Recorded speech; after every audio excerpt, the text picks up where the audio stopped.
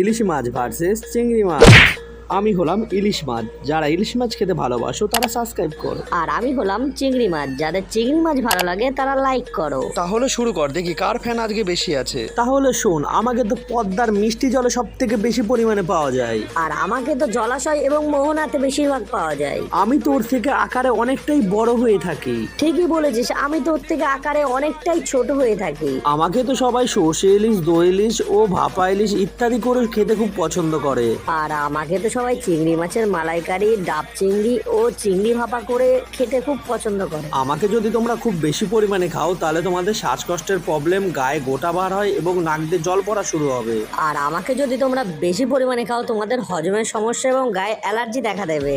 বাজারে আমাকে তোমরা 1000 টাকা থেকে 2700 টাকার মধ্যে কিনতে পারবে। বাজারে আমাকে তোমরা 500 থেকে 700 টাকার মধ্যে কিনতে পারবে। বন্ধুরা, চিংড়ি না ইলিশ কোনটা তোমাদের সবথেকে বেশি পছন্দের কমেন্টে লিখে দাও।